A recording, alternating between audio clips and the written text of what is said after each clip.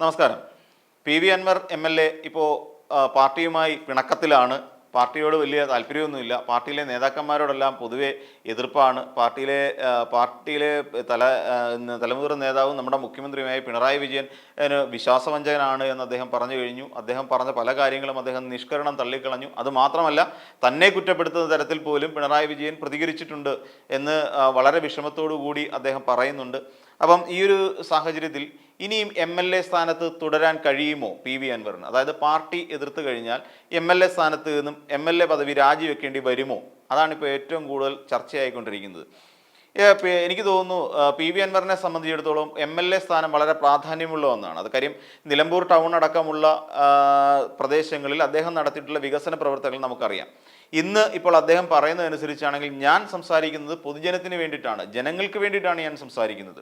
അപ്പം ജനങ്ങൾക്ക് വേണ്ടി സ്വന്തം നിലനിൽപ്പിന് ഉണ്ടാക്കി തന്ന പാർട്ടിയെ പോലും പ്രതിക്കൂട്ടിലാക്കിക്കൊണ്ട് അദ്ദേഹം ഇത്തരത്തിലുള്ള ഒരു സമരത്തിന് ഇറങ്ങി പുറപ്പെടുമ്പോൾ രാജിവെക്കുക എന്ന് പറയുന്ന ഒരു മണ്ടത്തരത്തിന് അല്ലെങ്കിൽ ഒരു ഭീരുത്വത്തിന് പി വി അൻവർ തയ്യാറാകുമോ എന്നുള്ളതാണ് നമ്മൾ നോക്കിക്കാണേണ്ടത്. എന്നാൽ പാർട്ടി പറഞ്ഞാൽ ഇദ്ദേഹം രാജിവെക്കുമോ? അങ്ങനെ നിയമപരമായി അങ്ങനെ രാജിവെക്കേണ്ടി വരുമോ? എന്നാൽ അങ്ങനെ ഒന്നില്ല. നിയമപരമായി പി വി അൻവറിന് രാജിവെക്കേണ്ടി വരില്ല. കാര്യം അദ്ദേഹം തിരഞ്ഞെടുക്കപ്പെട്ട ഒരു പ്രവർത്തകനാണ്, ഒരു ജനപ്രതിനിധിയാണ്. അപ്പോൾ അദ്ദേഹത്തിന് രാജിവെക്കുന്ന അദ്ദേഹത്തിൻ്റെ ഇഷ്ടമാണ്. എന്നാൽ നമുക്ക് ചിന്തിക്കാം, കൂറുമാറ്റ നിരോധന നിയമപ്രകാരം ഇദ്ദേഹത്തിന് രാജിവെക്കാൻ കഴിയുമോ? എന്നാൽ ഇല്ല. കാരണം ഇദ്ദേഹം ഒരു പക്ഷേ അവിടെ നിൽക്കുമ്പോൾ സ്വതന്ത്രനായിട്ടാണ്, ഒരു ഇടതുപക്ഷ സ്വതന്ത്രൻ, CPM സ്വതന്ത്രനായിട്ടാണ് അദ്ദേഹം നിലമ്പൂരിൽ നിന്ന് മത്സരിച്ചതും ജയിച്ചതും.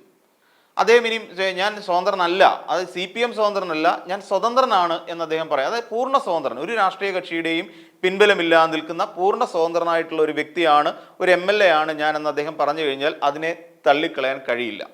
ഇടതുപക്ഷത്തിൻ്റെ അല്ലെങ്കിൽ CPMൻ്റെ പിന്തുണ നഷ്ടപ്പെടുന്നു എന്ന് മാത്രമേ ഉള്ളൂ. അപ്പോഴും കൂറുമാറ്റ നിരോധന നിയമപ്രകാരം അദ്ദേഹത്തിന് രാജിവെക്കേണ്ടി വരില്ല. അതേസമയം അദ്ദേഹത്തിന് ഇനി മറ്റൊരു രാഷ്ട്രീയ കക്ഷിയോട് ലയിക്കണം, അദ്ദേഹത്തിന് മറ്റൊരു ഇപ്പം കോൺഗ്രസിലേക്ക് ചേരണം, അല്ലെങ്കിൽ മുസ്ലിം ലീഗിലേക്ക് അദ്ദേഹത്തിന് മടങ്ങിപ്പോകണം. അങ്ങനെ ഒരു സാഹചര്യം ഉണ്ടായാൽ അവിടെ കക്ഷിനില വർദ്ധിക്കുകയാണ് ചെയ്യുന്നത്. അതായത് ഒരു കോൺഗ്രസിനെ സംബന്ധിച്ചിടത്തോളം അല്ലെങ്കിൽ UDFനെ സംബന്ധിച്ചിടത്തോളം ഒരാൾ കൂടി അവിടെ വർദ്ധിക്കും. അപ്പോൾ ആ ഒരു സാഹചര്യം കണക്കിലെടുത്തുകൊണ്ട് കൂറുമാറ്റ നിരോധന നിയമപ്രകാരം അദ്ദേഹത്തിൻ്റെ MLA സ്ഥാനത്ത് നിന്ന് അയോഗ്യനാക്കാൻ കഴിയും എന്നുള്ളതാണ് വേറൊരു നിയമപരമായ വസ്തുത. പിന്നെ തന്നെയല്ല, ഇനിയിപ്പോൾ ഇടതുപക്ഷത്തിൻ്റെ നിയമസഭാ കക്ഷി നേതാവാണ് അദ്ദേഹം. അപ്പോൾ അങ്ങനെ വരുമ്പോൾ അത് നഷ്ടപ്പെടുത്താൻ കഴിയുന്നത് ഇടതുപക്ഷത്തിൻ്റെ ഈ നിയമസഭാ കക്ഷി നേതാവ് എന്നുള്ള സ്ഥാനം അദ്ദേഹത്തിന് നഷ്ടപ്പെടും. കാര്യം എങ്ങനെയാണ് എടുക്കുന്നത് വെച്ചാൽ, ഭൂരിപക്ഷമുള്ള ഒരു കക്ഷിയിൽ നിന്ന് അവരുടെ ഏറ്റവും പ്രബലനായ അല്ലെങ്കിൽ അവർക്ക് നോമിനേറ്റ് ചെയ്യുന്ന ഒരാളായിരിക്കും നിയമസഭാ കക്ഷി നേതാവ് എന്ന് പറയുന്നത്. അപ്പോൾ അങ്ങനെ വരുമ്പോൾ ഇപ്പം ഇദ്ദേഹത്തിന് പൂർണ്ണമായ പിന്തുണ നഷ്ടപ്പെടുകയാണ് ചെയ്യുന്നത് ബാക്കിയുള്ള MLA-മാരുടെ. അപ്പോൾ ആ പിന്തുണ നഷ്ടപ്പെടുന്നതോടുകൂടി സ്വാഭാവികമായും അദ്ദേഹത്തിന് നിയമസഭാ കക്ഷി നേതാവ് എന്നുള്ള സ്ഥാനം നഷ്ടപ്പെടുകയാണ്. പിന്നീട് അദ്ദേഹത്തിന് നേരിട്ട് ഇതെടുക്കാൻ കഴിയും. അപ്പോൾ സ്പീക്കറിന് അദ്ദേഹത്തിന് ഇനി ഒന്നും ചെയ്യാൻ കഴിയില്ല. പിന്നെ ഇനിയിപ്പം അദ്ദേഹം തന്നെ ആവശ്യപ്പെട്ടിട്ടുണ്ട്, എനിക്ക് ഇനി ഭരണകക്ഷിയുടെ കൂടെ ഇരിക്കാൻ താല്പര്യമില്ല, പ്രതിപക്ഷത്തും ഇരിക്കാൻ താല്പര്യമില്ല. അപ്പോൾ അദ്ദേഹത്തിന് പ്രത്യേകമായ ഒരു സീറ്റ് ഒരുക്കി കൊടുക്കണം. അതിന് അദ്ദേഹം തന്നെ ഒരു നിർദ്ദേശം വെക്കുക, എനിക്ക് ഇരിക്കാൻ താല്പര്യമില്ല, അതുകൊണ്ട് എനിക്ക് പ്രത്യേകമായ ഇരിപ്പിടം വേണ്ടി വരും എന്നുള്ളത്. ഇത് ഇന്ന് പി വി അൻവറിന് വേണ്ടി മാത്രമുള്ളതല്ല. പണ്ട് UDFുമായി തെറ്റിപ്പിരിഞ്ഞ സമയത്തും അന്ന് KM മാണി ആവശ്യപ്പെട്ടതും ഇത് തന്നെയായിരുന്നു, എനിക്ക് പ്രത്യേകമായി ഒരു ഇരിപ്പിടം ആവശ്യമുണ്ട്. അപ്പോൾ അങ്ങനെ ഒരു ഇരിപ്പിടം, പ്രത്യേക ഇരിപ്പിടം എന്ന് പറയുന്ന ഒരു ആവശ്യം ഉന്നയിച്ചു കഴിഞ്ഞാൽ അതിലേക്ക് പി വി അൻവറിന് മാറിയിരിക്കാൻ കഴിയും. അങ്ങനെ അൻവർ പൂർണ്ണ സ്വതന്ത്രനായ ഒരു MLA ആയി ആ നിയമസഭയിൽ അദ്ദേഹത്തിന് തുടരാൻ കഴിയും. ഇതിനു മുൻപും സംഭവങ്ങൾ ഇതുപോലെ ഉണ്ടായിട്ടുണ്ട്. അതായത് നമുക്കറിയാവുന്ന പോലെ PC ജോർജ് ചീഫ് വിപ്പായിരുന്ന ഒരു കാലഘട്ടം, അതായത് 2011 മുതൽ 2016 വരെയുള്ള ഒരു കാലഘട്ടം ഉണ്ട്. അന്ന് ഉമ്മൻചാണ്ടി ആയിരുന്നു മുഖ്യമന്ത്രിയായിട്ട് കേരളത്തിനുണ്ടായിരുന്നത്. അപ്പോൾ ആ കാലഘട്ടത്തിൽ ഈ PC ജോർജ് മുഖ്യമന്ത്രിക്കെതിരെ അന്ന് ഉണ്ടായ കുറേ ആരോപണങ്ങളുണ്ട്. അതായത് സോളാർ കേസുമായി ബന്ധപ്പെട്ട് ഈ പറയുന്ന പരാതിക്കാരിയുമായി അവിഹിതമായി എന്തൊക്കെയോ ഉമ്മൻചാണ്ടിക്ക് ബന്ധമുണ്ടായിരുന്നുവെന്നും താൻ അരുതാത്ത പലതും കണ്ടു എന്നും പറഞ്ഞ് അന്ന് ഉമ്മൻചാണ്ടിക്കെതിരെ വലിയ വിവാദങ്ങൾ സൃഷ്ടിച്ചിരുന്നു.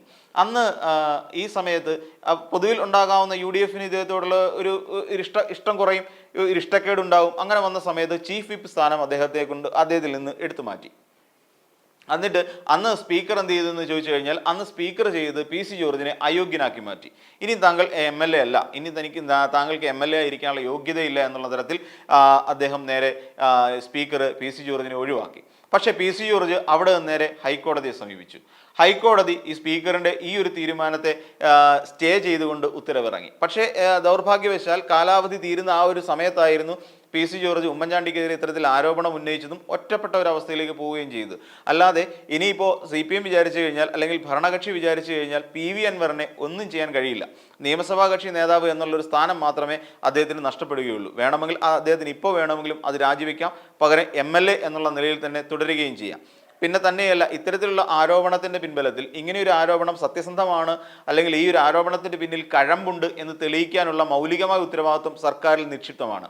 അതായത് ഈ പറയുന്ന MR അജിത് കുമാറിനെയും P ശശിയെയും മാറ്റി നിർത്തിക്കൊണ്ട് ഇവർക്കെതിരെ വസ്തുനിഷ്ഠമായ നിഷ്പക്ഷമായ ഒരു അന്വേഷണം നടത്തി അതിൽ കഴമ്പുണ്ട് എന്ന് തെളിഞ്ഞു കഴിഞ്ഞാൽ PV അൻവറിനെ അംഗീകരിക്കാൻ ഈ പറയുന്ന പാർട്ടി തയ്യാറാകണം.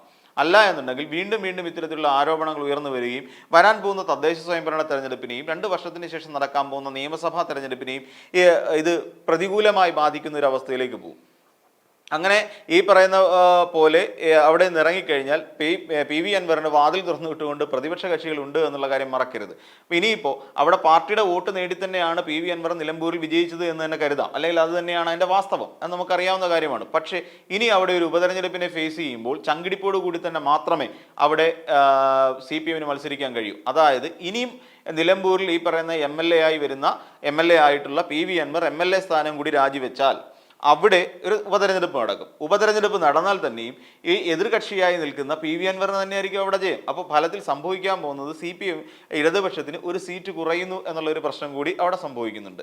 അപ്പോൾ ഇത്തരത്തിലുള്ള പ്രതിസന്ധികളുടെ ഒരു മുനമ്പിലാണ് സത്യത്തിൽ ഇപ്പോൾ LDF എന്ന് പറയുന്ന കക്ഷി നിൽക്കുന്നതും CPM എന്ന് പറയുന്ന പാർട്ടി നിൽക്കുന്നതും. അപ്പോൾ ഇനിയും മുന്നോട്ട് പോകണമെന്നുണ്ടെങ്കിൽ ഇത്തരത്തിലുള്ള ആരോപണങ്ങൾ വരുന്നതിനെ ഭയപ്പാടോടുകൂടി കാണാതെ നിഷ്പക്ഷമായ ഒരു അന്വേഷണം, വിജിലൻസ് എങ്കിൽ വിജിലൻസ്, ക്രൈംബ്രാഞ്ച് എങ്കിൽ ക്രൈംബ്രാഞ്ച്, അതല്ല DGP തലത്തിലുള്ള അന്വേഷണമെങ്കിൽ അങ്ങനെ, ആ രീതിയിലുള്ള അല്ലെങ്കിൽ ജുഡീഷ്യൽ അന്വേഷണമെങ്കിൽ അതും, അങ്ങനെയുള്ള അന്വേഷണങ്ങൾ പ്രഖ്യാപിച്ചുകൊണ്ട് ഈ കുറ്റക്കാരെന്ന് ആരോപിക്കപ്പെട്ടവരെ ഒന്നുകിൽ അവർ സംശുദ്ധരാണ് എന്ന് തെളിയിച്ചെടുക്കുക, അതല്ല എന്നുണ്ടെങ്കിൽ PV അൻവർ ഉന്നയിച്ച ആരോപണങ്ങൾ ശരിയാണ് എന്നുള്ള തരത്തിൽ ഇവർക്കെതിരെ നടപടി ഉണ്ടാകുക. ഇതാണ് ഇനി പാർട്ടിയെ സംബന്ധിച്ചിടത്തോളം മുഖം രക്ഷിക്കാനുള്ള പ്രധാനപ്പെട്ട വഴി.